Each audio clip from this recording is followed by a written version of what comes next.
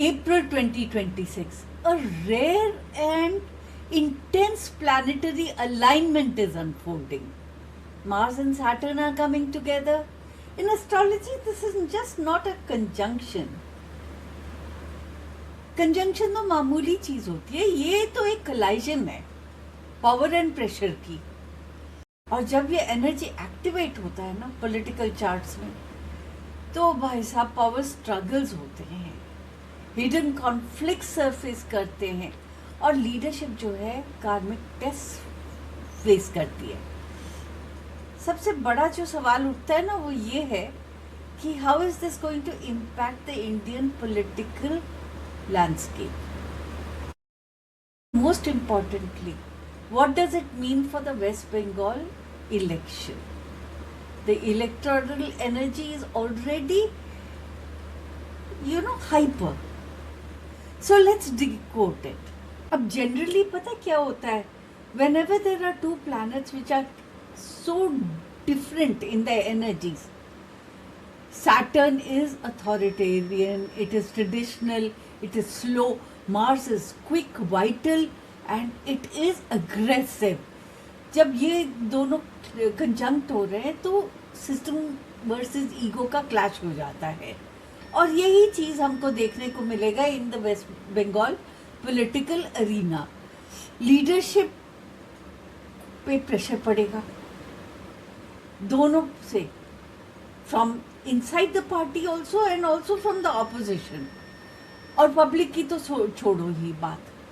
Strong personalities जो हैं उनकी जो पोजीशन है वो हार्डन हो जाएंगे। They will be more dominant, more unable to discuss things politely, बड़े रिजिड हो जाएंगे, बड़े फोर्सफुल हो जाएंगे। चीज जो होगी ना वो एक classic Mars and Saturn energy में क्लैश है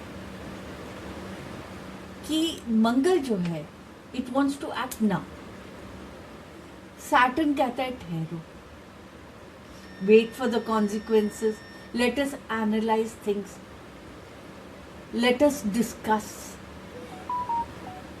ये दोनों के क्लैश में फ्रस्ट्रेशन आ जाएगा, फ्रस्ट्रेशन से फिर explosive reactions. So let us be very clear. मैं ये नहीं कह रही हूँ कि दंगे फसाद होंगे, मैं ये कह रही हूँ दंगे फसाद की पॉसिबिलिटी मेरे को दिख रही है। There is risk of ground level tensions, there is possible risk of localised unrest clashes, and there is a possibility कि इंक्रीज सिक्योरिटी होगी, क्योंकि टेंशंस एस्केलेट होंगे और लॉ इन्फोर्समेंट वाले इसको सप्रेस करने की कोशिश करेंगे। Emotions will run high, reactions will be impulsive. This is why discipline and control become extremely important, both for the leaders as well as for the public.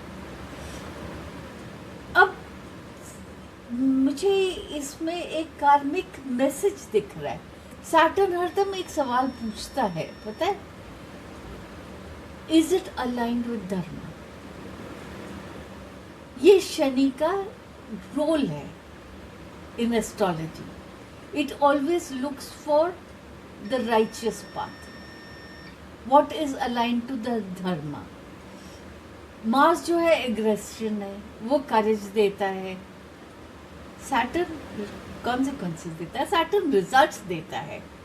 सो ये जो पीरियड है ये बड़ा साफ रिवील करेगा कौन जो है इंटेग्रिटी के साथ एक्ट कर रहे हैं, कौन जो है पैशन से, एम्बिशन से और अनप्रिंसिपल्ड वे में एक्ट कर रहा है, कौन से स्ट्रक्चर स्टेबल हैं, लॉन्ग लास्टिंग है, और क्या ढह जाएगा। मैं एक चीज यहाँ पे जरूर कहूँगी कि this period is not just about politicians. It is about the outer world. It is about the collective energy. One thing I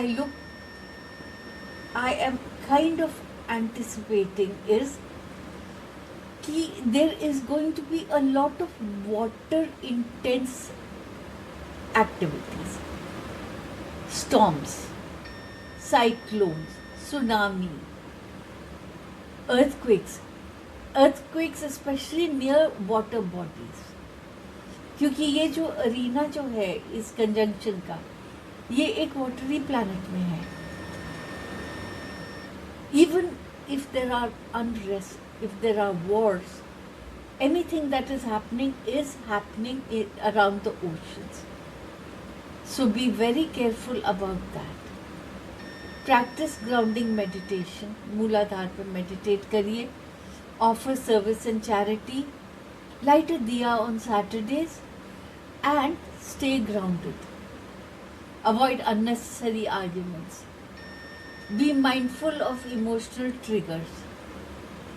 If you want deeper predictions on elections, global politics, or personal chart, subscribe to Psychiana and press the bell icon so that you never miss a video. Until next time, namaste.